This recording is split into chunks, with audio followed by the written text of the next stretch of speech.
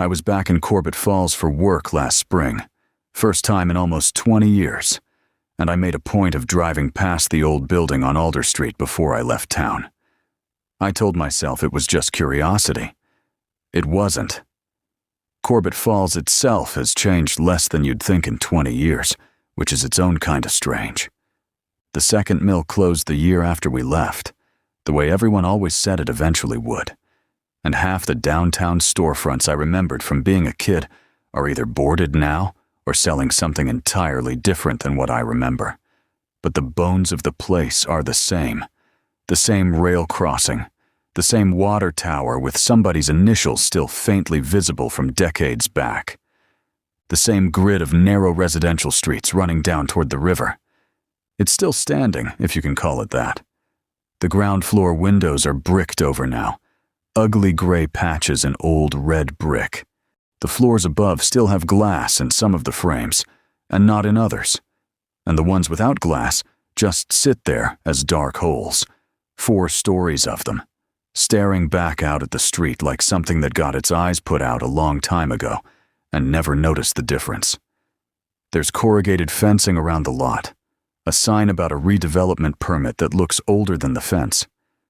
Nobody's touched it in years, and near as I can tell, nobody plans to.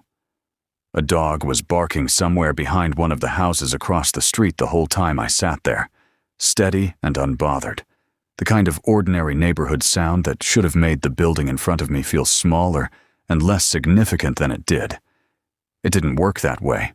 If anything, the barking just made the silence coming off that building feel more deliberate, like the block around it was carrying on with its evening on purpose, at a careful distance, the way you'd talk normally in a hospital corridor to avoid thinking too hard about which room you were standing outside of. I sat in my rental car outside that building for almost 20 minutes, and here's the detail that I want you to hold on to for everything I'm about to tell you, because it's the detail that matters more than any other single thing in this story. The marks were never on the walls. Never once, in all the time I lived there, in any story anyone in that building ever told me. Never on the floor either, which is somehow worse if you think about it long enough. Only on the ceiling. Every single time. I called the office and told them I'd be late back from the site visit. I don't think I ever really intended to go inside, or even to get out of the car, and I didn't.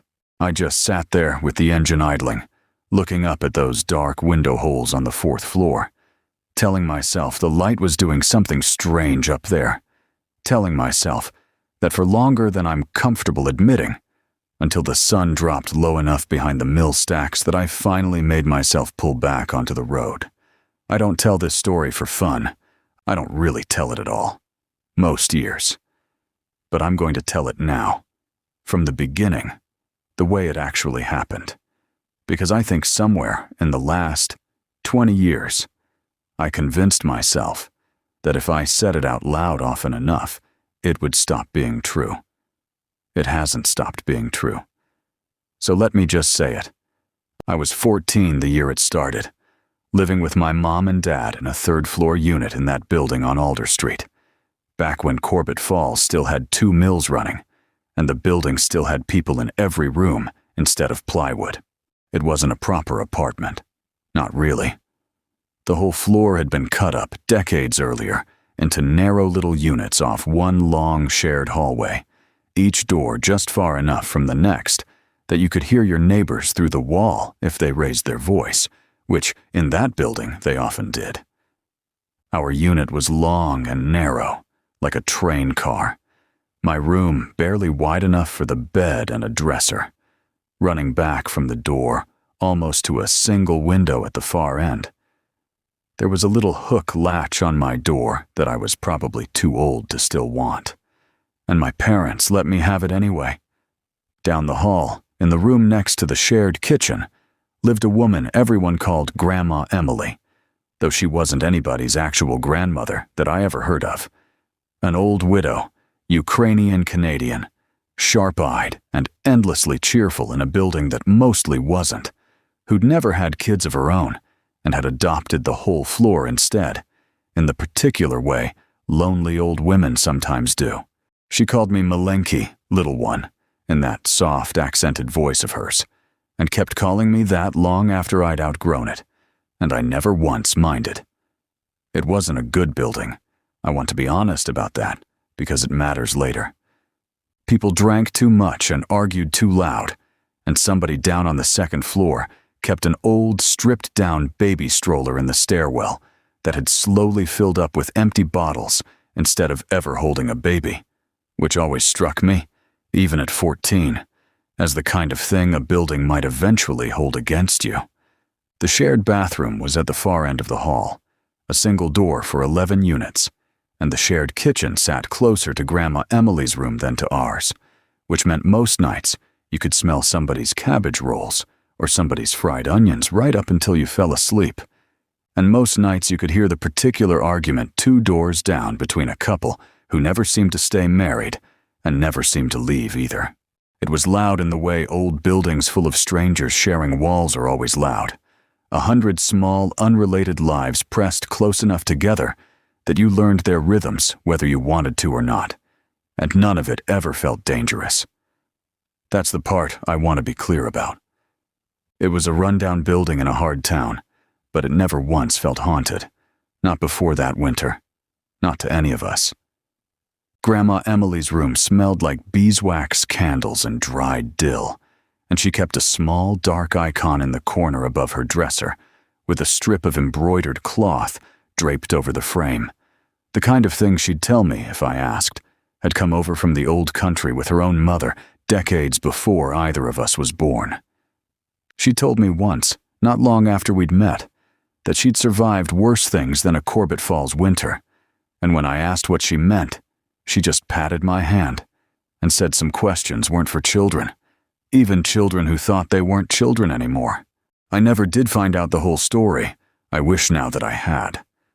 There were a handful of other older women on our floor, and the one below it who kept the same kind of icon in a corner, the same habit of crossing themselves quickly and quietly whenever an ambulance went by outside, women who'd all come from somewhere else a long time before Corbett Falls, and who nodded to each other in the hallway with a particular kind of recognition my own parents never quite had access to. I didn't understand any of that back then. I understand a little more of it now. The first time I heard it, I was up past midnight the way I usually was back then, sitting close to my little radio, with the volume turned almost all the way down so my parents wouldn't wake up, when I heard something moving in the hallway outside my door. Not footsteps. That's the first thing I want to be clear about. Not footsteps at all. It was a scraping sound, slow and deliberate, coming from somewhere that took me a long moment of listening in the dark to place correctly, because my brain kept trying to put it at floor level, and it wasn't at floor level. It was above me, coming down the hallway ceiling toward our door. I lay there for a while first, telling myself it was just the couple 2 doors down, or the old pipes complaining the way they always did after midnight when the building's heat cycled off, running through every ordinary explanation I could think of, before I let myself accept that none of them fit the direction the sound was coming from. Then I got up, and I looked out through the gap where the latch let the door crack open an inch, and what I saw in that hallway I have spent 20 years trying to describe to the handful of people I've ever told this to, and I have never once managed it to my own satisfaction. A shape, thin past the point where a body should be able to hold itself together, skin gone slack over a rib cage, and hip bones you could count from 10 feet away, moving on all fours down the length of that hallway ceiling, the way a spider moves down a wall.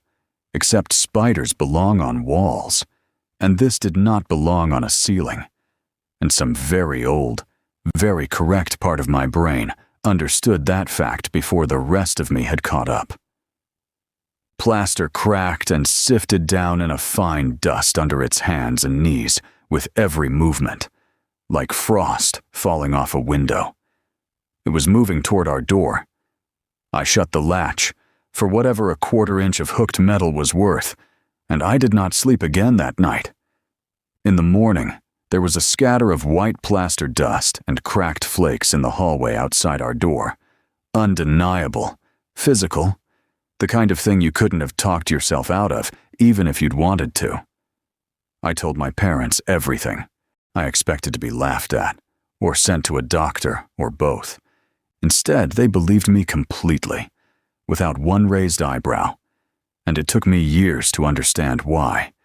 It was that particular era, the 90s, when half the country was staying up late for shows about psychics and cattle mutilations and men from the government covering up flying saucers, and belief in things that shouldn't exist wasn't embarrassing yet.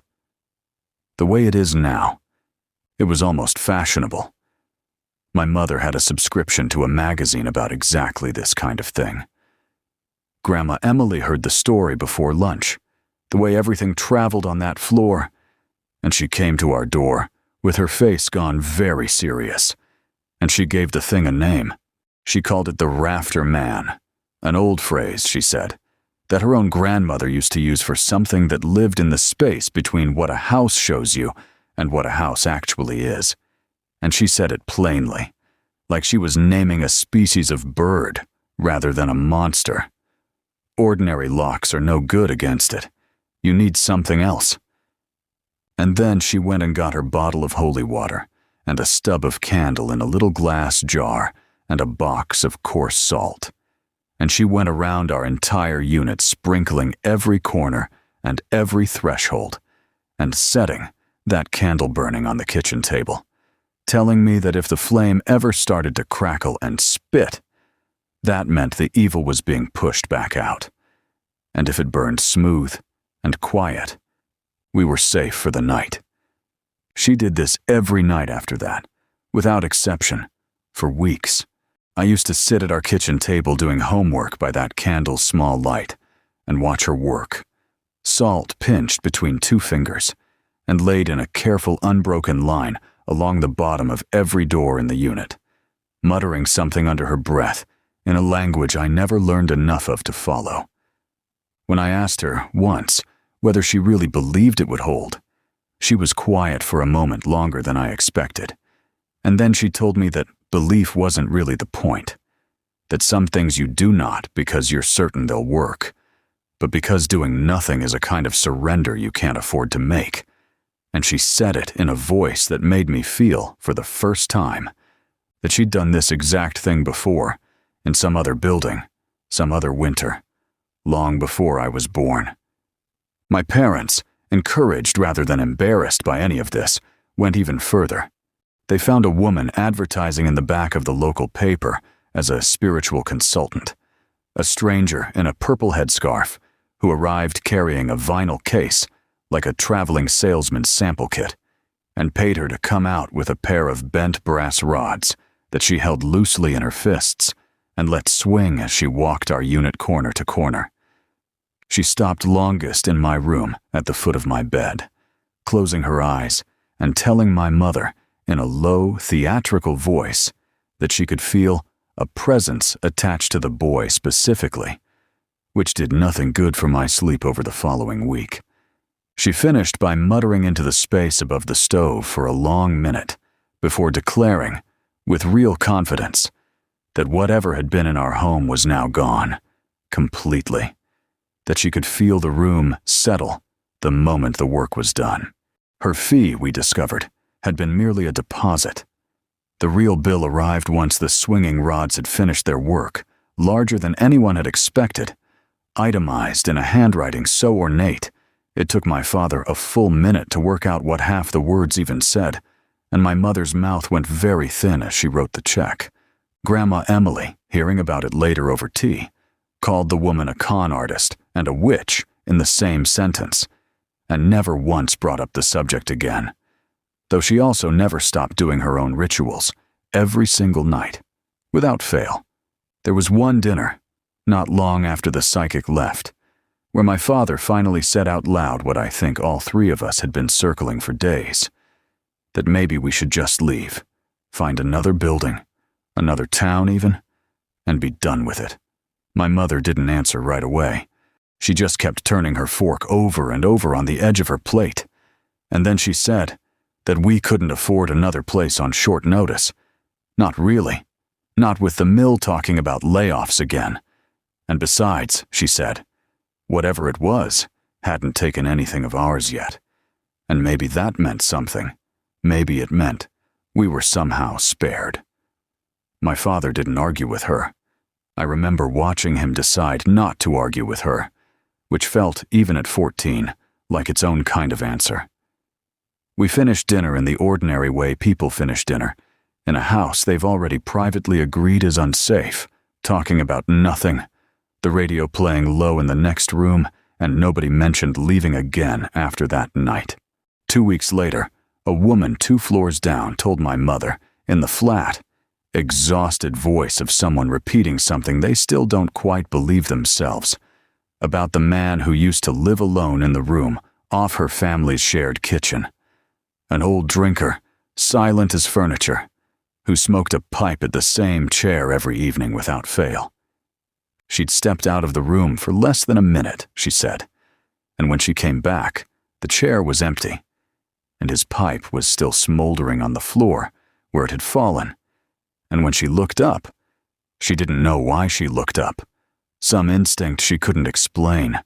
He was there on the ceiling in the corner above the stove, stuck fast the way a fly gets stuck, limbs splayed wrong, head turned backward on his own neck to watch her, jaw going in a fast, mechanical chatter, hissing at her like something warning her off. She called the police. They came, looked at an old water stain on a kitchen ceiling, and told her gently that old buildings do strange things with old plumbing. She said the worst part, worse even than the hissing or the backward angle of his neck, was how ordinary the rest of the kitchen had looked the whole time. The kettle still ticking as it cooled on the stove, his newspaper still folded open to the same page, as if the only thing in the entire room that had changed was which direction was supposed to be down. By morning, the man was gone entirely. Not moved, not found, simply gone. And the only evidence he'd ever been there at all was a broad, dark, rust-red stain spread across the ceiling plaster, directly above where his chair still sat, with not one drop anywhere on the walls, and nothing at all on the floor. Word of it even reached my school before long. The way things do in a small town, distorted a little more with every retelling. By the time it came back around to me secondhand, from a kid 2 grades up who had no idea it was my building he was describing, the story had grown a second creature and a body count that didn't exist yet. I didn't correct him. It was easier, somehow, to let it become somebody else's story, even for a few minutes at a time. After that, it stopped being one family's private trouble and became the whole building's. Word moved door to door the way it does in a place where everyone shares a kitchen and a stairwell, and, more often than any of us wanted, a wall. Other tenants started reporting their own sightings, most of them lucky, most of them left alone, the thing apparently passing through their rooms the way you'd pass through a room you had no particular business in. My parents, rather than growing more frightened, became something closer to local experts, going door to door themselves, teaching people how to lay salt properly across a threshold, where to hang a bundle of dried herbs against a window frame, which of Grandma Emily's rituals seemed to matter most. I started finding excuses to stay late at school, or at whichever friend's house would still have me, hoping the whole thing would simply pass, the way the mice had passed the winter before, if we all just waited it out together. About a week after that, I heard it again myself, on my way down the hall toward the shared bathroom close to midnight, half asleep and barefoot on the cold linoleum. That same slow scraping overhead, coming from around the corner by the stairs, closer than I'd ever let myself imagine it could get without my knowing beforehand. I stood absolutely still in the dark for what felt like a full minute, listening to the scrape and pause, scrape and pause, working its way along the ceiling toward the very corner I'd have had to pass to reach the bathroom door, and then I turned around without a single further second of deliberation and went back to my room and waited until daylight rather than risk the 10 feet of open hallway between me and where the sound was coming from. Grandma Emily was already up sweeping fine white plaster dust off the hall floor when I finally came out the next morning, and neither of us said very much about it. I didn't tell my parents. I wanted them to keep believing their rituals were working, even after I'd stopped believing it myself. The second full account came from a young husband on the floor below ours, a quiet man my father sometimes played cards with, who told it only once, and never again after that night. He woke near 3 in the morning, he said, to find his wife's side of the bed empty and her nightgown, and her still somehow inside it, pinned flat against the ceiling in the corner of their room, eyes open, murmuring that she couldn't wake herself up, that she was trying and couldn't. He was up on the bed, reaching for her before he understood what he was reaching toward, and that was when he saw it, sitting almost lazily upside down in the opposite corner of the ceiling, head twisted fully backward on its own neck to watch him, jaw working in that same fast, grinding chatter, and it screamed at him, a real scream, not an animal sound, something with real fury behind it, the fury of something interrupted. He ran for the hallway in his bare feet, pounding on doors with both fists, shouting words that didn't fully make sense even to him by his own later account. And by the time 3 or 4 of the building's men made it back to that room with him, standing shoulder to shoulder in the doorway, because not one of them wanted to be the one who walked in first. Both his wife and the thing on the ceiling were gone, and all that remained was a fresh, wet-looking, rust-colored stain spreading across the plaster above their bed, still faintly glistening in the lamplight, and nothing at all on the walls beneath it, and nothing on the floor. By the start of that February, 2 units on the second floor had already emptied out. Families gone in the space of a weekend, with barely a word to anyone. And a hand-lettered for rent sign appeared taped inside the front entrance that nobody from management ever bothered updating with a phone number. The building got quieter in a way that should have felt like relief, and instead felt like something closer to being singled out. One evening around then, Grandma Emily found me sitting alone on the stairs outside her door, unable to make myself go the rest of the way down the hall to our own unit, and she sat down next to me without a word, her joints cracking audibly in the cold stairwell, and she just held my hand for a long while, the two of us saying nothing at all, until I finally felt steady enough to walk the last 20 feet to my own door. She never mentioned it again afterward. I think about that stairwell more than almost anything else from that whole winter. I spent a lot of nights after that, lying awake, working out a theory I never told anyone, not even Grandma Emily, though I suspect she'd worked out something close to the same thing herself. I decided the rafter man didn't live in our world at all, not really, that there was some other place laid directly over ours, its own version of doors and hallways and rooms that none of us could see or use, and that we only ever glimpsed the thing itself when it crossed close enough to the seam between its world and ours. I told myself our unit must simply not be compatible with it somehow, since it had passed through our hallway twice now and touched nothing of ours either time, that we were, at most, a corridor it happened to use on its way to somewhere else. I started letting myself listen to the radio again at low volume some nights, the same station, the same handful of songs on rotation, one particular slow one that I have never once been able to hear all the way through since, not in 20 years, not without changing the station before the second verse. I was listening to that very song, low, half asleep, the night everything changed.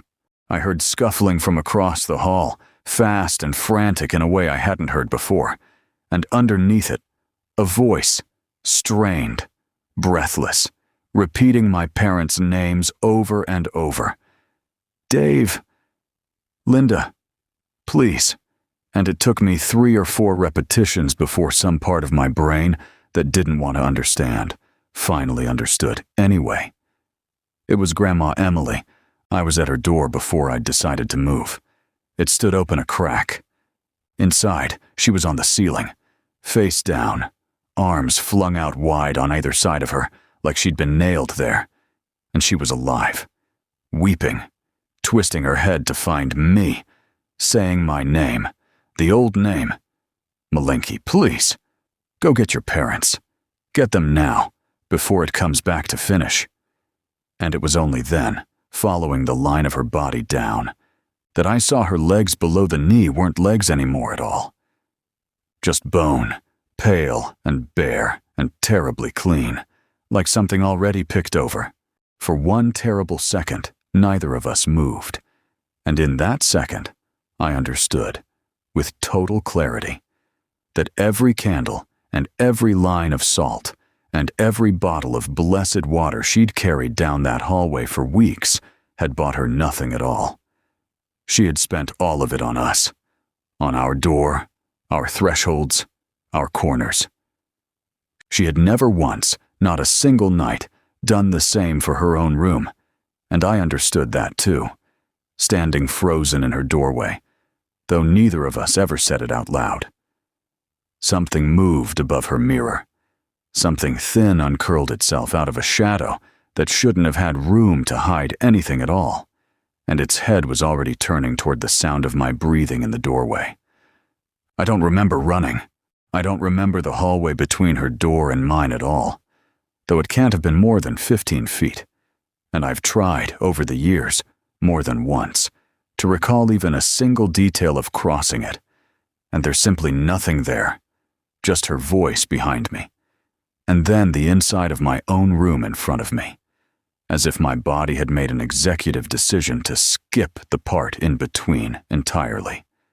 I remember being back in my own room with the door not even latched behind me, crouched under my desk, with a chair dragged in front of it, my own heartbeat so loud in my ears that for a moment I mistook it for footsteps somewhere close, and understanding, with a clarity that felt almost peaceful, that the latch had never mattered even once. Not on the first night. Not on this one. Not ever. That I hadn't even thought to close it because some part of me already knew there wasn't any point. Its face came around my doorframe a few minutes later. I want to describe it accurately, and I'm not sure I can.